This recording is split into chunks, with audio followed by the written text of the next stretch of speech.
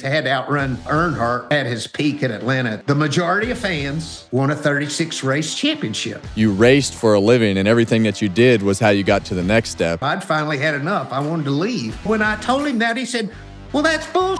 Dude, this guy's a racer.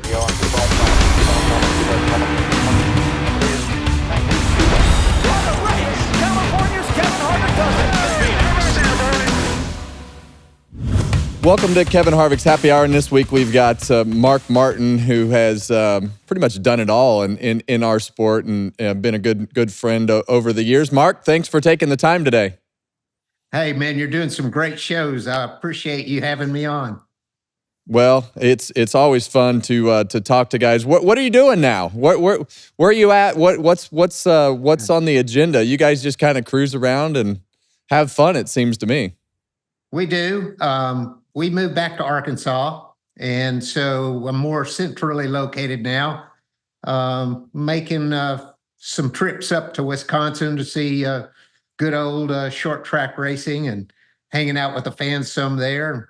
We're getting ready to go out to Monterey, California, and do the IROC, a historical event out there with IROC and everything. It's going to be a lot of fun, and then we're headed out to the Northeast, up to Rhode Island, and going to go up to Maine and see Bentley Warren, the incredible legend. Yeah. Nobody has more fun than Bentley. I hear that's what I hear, and you talk about going to these short tracks. Myself and Keelan have been cruising around the country, going to all these different short tracks as well, and I hear so much about our short track system and, this and that. But we just got back from Colorado. We had 11,300 people there. And I hear you talk about it all the time. The enthusiasm that is still there for racing, I believe is overlooked. And now there are a lot of issues with whatever you want to grab onto. But for me, my experience has been our grassroots hardcore fans, they're still there. They want to have more things to grab onto. What's your opinion of that system currently? Yeah, I think it's short track racing's healthy, grassroots racing. I feel like, as being a fan, I feel like that the dirt bunch really has a great formula. Maybe a little bit better, a little bit more sustainable formula than the pavement guys do. But, pavement late models, what you guys are doing, you and Keelan are doing, are the foundation of my career as well. And they're really where my heart's at. And it's alive and well. You can go to Wisconsin and see racing all nights of the week. It's still amazing up there. Unfortunately, we have lost some venues. But that's more because the cities have grown up around the racetracks, and the property becomes more valuable than it is the racetracks. So we're losing some racetracks here and there, and that's that's a shame. But short track racing's alive and well. It is, and when you look back at your kind of your time in short track racing, and I'm the same way. I look back and I think, man, and I'm getting a chance to kind of relive it. That passion and love that you have is reminded of why you race and the things that you loved about racing.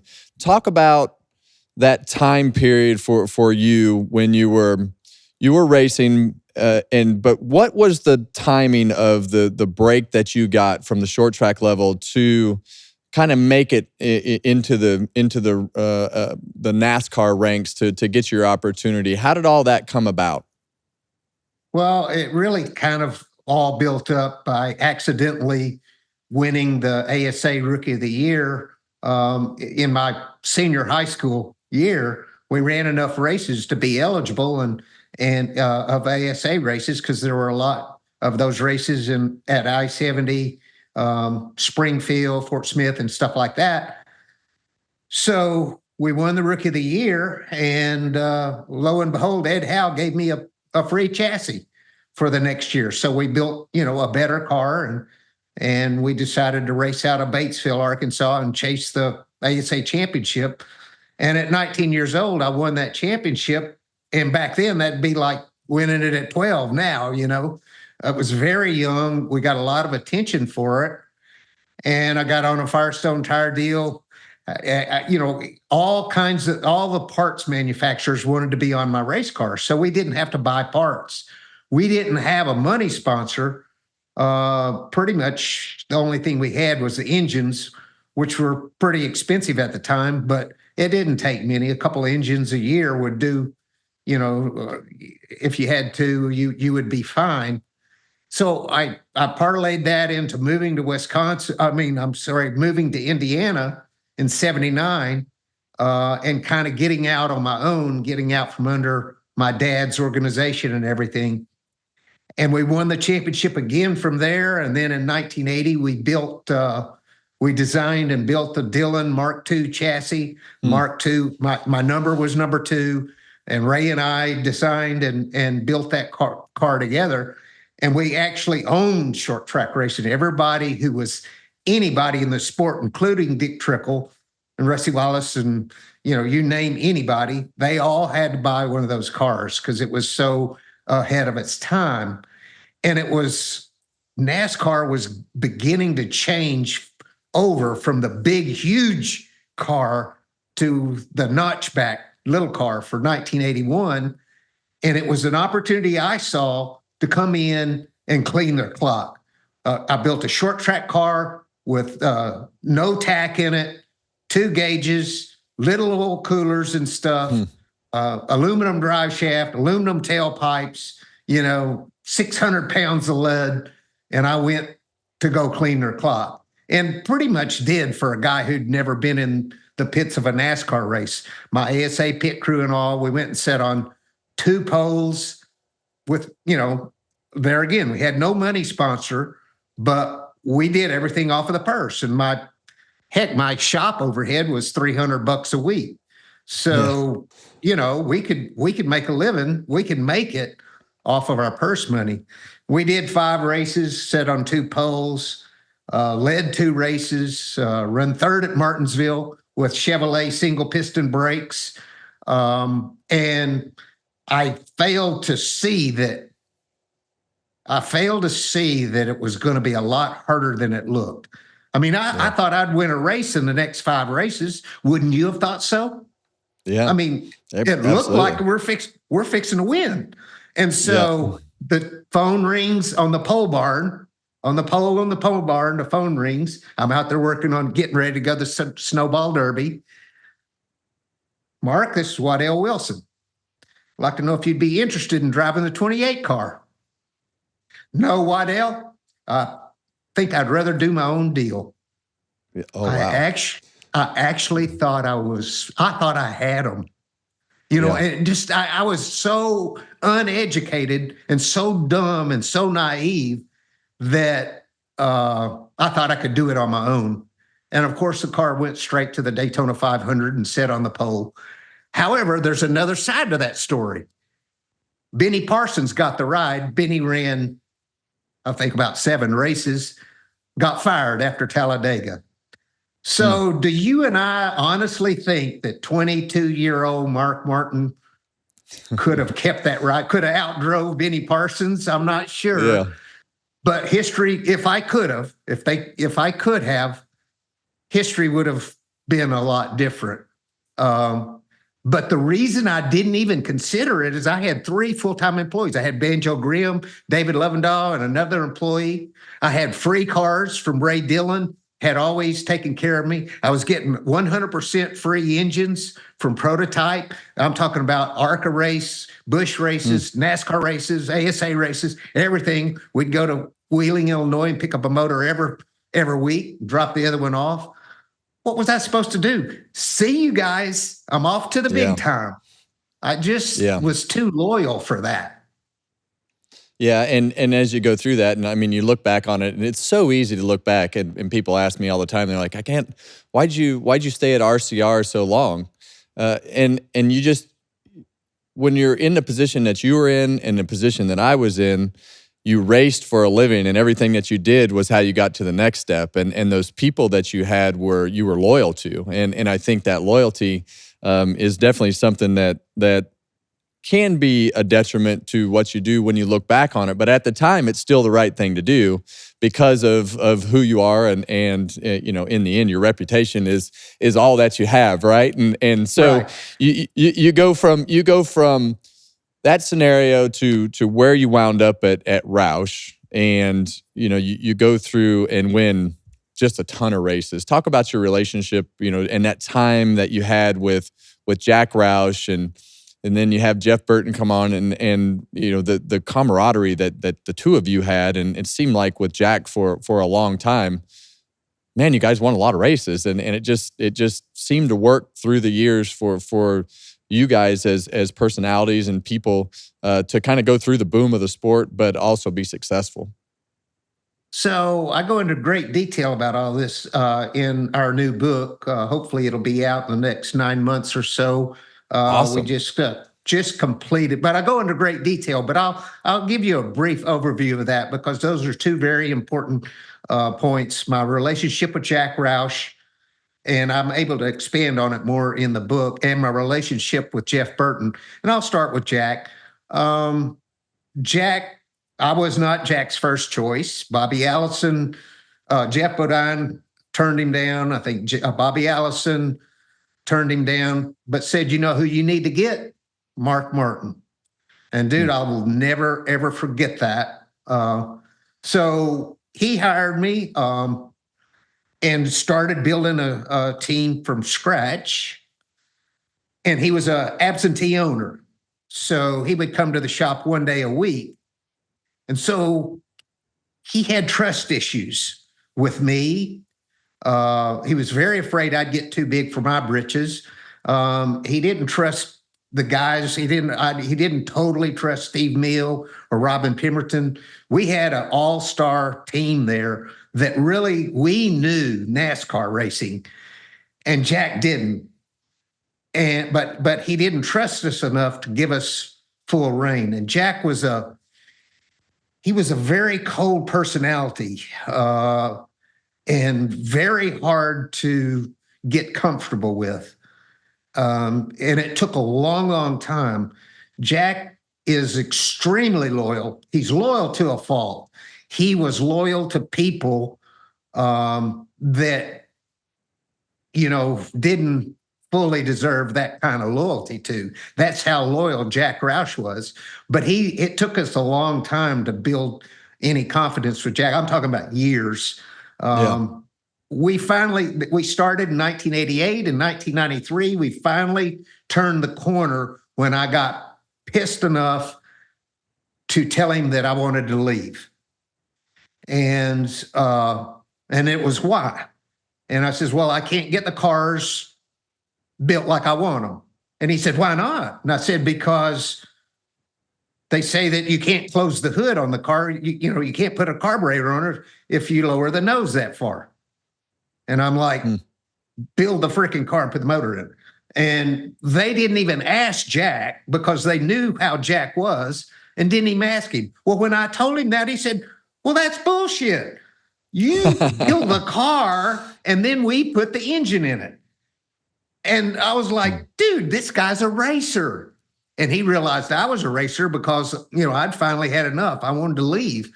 And so we really started to build a relationship, in 1993. We built that car with the low nose on it, had to take the carburetor spacer almost completely off. And then he had to build a distributor because the 4 distributors were in the front. He had to build a distributor that was shorter to shorten it so the hood would close. Well, the thing still fit the templates and was still legal. But by the way, we won 4 races in a row. Yeah. So we built a lot going forward from there. And then as Jack got older and more used to it, he became a lot warmer. And then by the time he had his first plane accident, I think that really changed him, and he became a different person.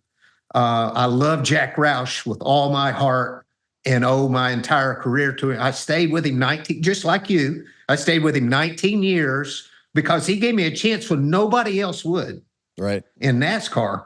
And also because he was smart enough, they never really paid me very good until the last 4 or 5 years. But he would give me a contract. First one, I didn't care if they paid me or not. I just wanted to drive. And it would be a 5-year contract. And after 2 years, they'd say, hey, we're going to tear your contract up and give you a new one for more money. Well, what kind of fool who wouldn't take that? So every time I was always buried 5 years, I never had a chance to ever have any leverage. And so they were really smart, but they always gave me always got a raise every couple of years or 3 years. And so and it would always come after we'd win a few races. So we'd all be feeling good. I had the opportunity, unlikely, but it's crazy. But the 28 car, in 1982 that I passed on, I had the same opportunity after Davy's accident. And, I would have liked to have gone and drove there, but I had a contract. And when I signed that, I said, I will drive your car. And what am I going to do? Say, I changed my mind. They had Valvoline on board. I mean, to me, a lot of drivers did that. But for me, I couldn't do it. And crazy enough, again, after Ernie's accident, the 28 car came up again. But I always had a contract, and I was always, honored that contract. And I don't regret staying with Jack Roush.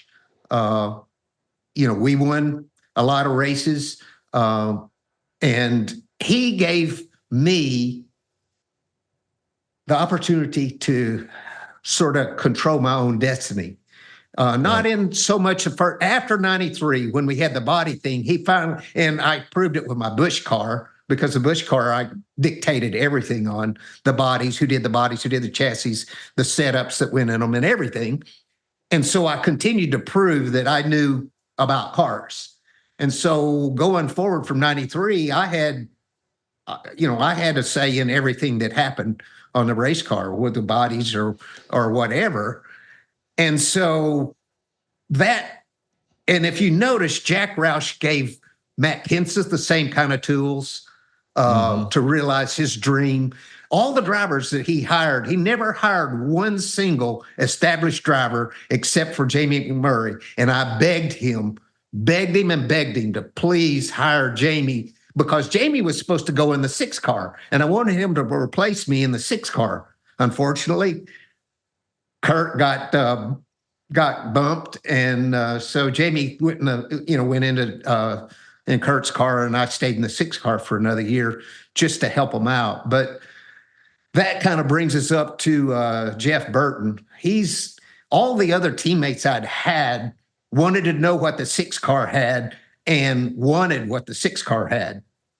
And they never brought anything to us. We always were giving to them, and I felt like it was hurting our program. Well, when Jeff did his deal, Jack decided to do something completely different and let Jeff and Buddy Parrott do the whole deal.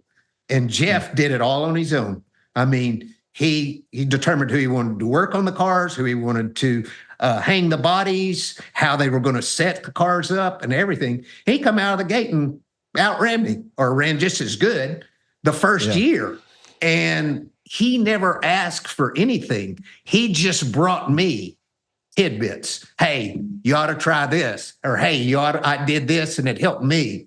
And so we became fast friends because we could collaborate as teammates should and make our cars and our teams run better. Jeff was the best teammate you could have ever had. Yeah, I would tell you the exact same thing. That was my experience with Jeff Burton as well. And I look at the relationship that you guys had and the way that all worked at Roush it's very similar to the way that Penske operates and the way that they work together. I think the drivers got along way better than what their drivers do. But, I think that when you look back, the other interesting piece of time for me was who convinced who to put that engine program together, because you guys had with Yates, because you guys had the cars figured out, you had the downforce, and when you look back at time and you see those engines go into those cars, holy cow. So how did that all transpire? Because that was a pretty big move for the engine department. Well, Jack was, he was huge with Ford. I mean, he bleeds Ford blue. And that was one of the reasons the 1990 championship deal, came down. It was a pretty well known factor that Robert was making 60 more horsepower, 55 to 60 more horsepower than us. But the only way that we saw how we could get one of those motors for the last race at Atlanta, which I had to outrun. I needed to win the race. I had to outrun Earnhardt, which was at his peak at Atlanta at the time. We wanted one of those motors. So I climbed into one of Davy's cars and I went out and ran 0.2 quicker than I did in my car. Now, my car, if we would have taken that engine, probably would have been better, but it's just a lot more face saving if we just borrowed that car. So it was proved. It made 700 horsepower. Jack was making, 645 at the time, I think. And so we beat up on Jack. We actually maybe a year later we tested a Peter Guile motor, pro motor, same thing. It was worth about 0.2 at Charlotte, but he said we didn't run the test right. Then they started doing chassis dynos, and I ran second to Dale Jarrett up at Michigan. He tracked me down at the end, passed me, and went on and won the race, a race that I had dominated. And they chassis dynos, and they made 60 more horsepower to the ground than ours. And of course, Jack said, "Oh, the clutch was slipping," and so there were multiple times when we showed that kind of engine deficit, power-wise. And so, Jack and Robert did not get along because they were fighting for the same Ford support. But some reason or another, Jack liked Doug Yates, and really, liked him like loved him. And so that started to break the ice because Doug and Jack could collaborate on some things. And in the end, you could see the handwriting on the wall that if they would combine, Jack was doing 10,000 RPMs because he couldn't make more bottom end. He just couldn't. And he would run these big valves, and the valves would break, would blow up all the time. So Jack went the high RPM route. So, I think we were in Phoenix at 10,200 RPMs when everybody else was running 97, 96, 9,700. So Jack had a lot to bring to the table to Robert, and Robert had a lot to bring to the table for Jack. So it only made sense for them to go together. And of course, when they did, it was just incredible. They were able to build a powerhouse, and other, Chevrolet guys kind of had to follow suit and as well. So, it's just one of those things, but it took a long time to get there. And if anything I'm saying here, if anybody thinks that I'm saying something bad about Jack Roush, they're wrong. I love Jack Roush with all my heart. I stood side by side with him and fought for everything that we ever got. And I'm so proud to be his friend. But, truth's a reality. Just like me, I made mistakes. We had horrible gas mileage and all the time. And I lost tons of races. And I always blamed that on Jack and the carburetor. And maybe that was part of it. But I never tried to learn how to save gas in those years. And I look back on it and I say, well, I was just I was just as hard-headed as Jack Roush was, in my own way. And I hate it that I didn't try to do better. Alan Gustafson taught me how to save fuel. and we started winning races on fuel mileage. But Jack won me a race on fuel mileage too, up at Dover. In the later years, he got really good at fuel mileage and did that too. So I'm just giving examples of, hey, Jack and I fought hard for everything that we got, and he's my blood brother. Yeah, and I think that time that you guys had together was a pretty special time in the sport, and I know we'll save the rest of the career for a different episode, because there's so much to talk about, and we're obviously, with your book coming out, we definitely need to read that, and I'll have a million more questions then. But when you look at your place in the sport right now, I feel like you've become so much more vocal about your feelings of the sport. You're at the events. What made you put yourself in that position? Because I feel like you have a really good voice and opinion, and not scared to talk about it at all now. It's been that way for the last several years, but when did you feel comfortable with that in today's world? Well, I think social media, has been a part of it, because, I have, the opportunity to read comments. It's not all my stuff. I mean, I read when NASCAR makes a post, or anyone else, I read what people say about it. Yeah. So over a period of time, I've built what I believe is a consensus, of understanding the fans. And the fans were the most important thing for you and I in our era, because 100%. they were what paid the bills. And so I have a strong allegiance to our fans, and they supported me really strongly when, I was a mediocre career driver, not a Dale Earnhardt or Jeff Gordon, for example, kind of career. And so I really appreciate that. I go to short track races a lot. I don't go to NASCAR races very much. I go to the short tracks, so dirt late models or asphalt late model races, and everybody I hear talk to at the racetrack tell me the same thing over and over and over again, and I see it. And so I just decided that I could be their voice, that their voice is not being heard, and so I can be their voice. And so sometimes I feel a little bit embarrassed, like an idiot, but I believe what I'm saying is true. Yeah. And that's pretty much about the points.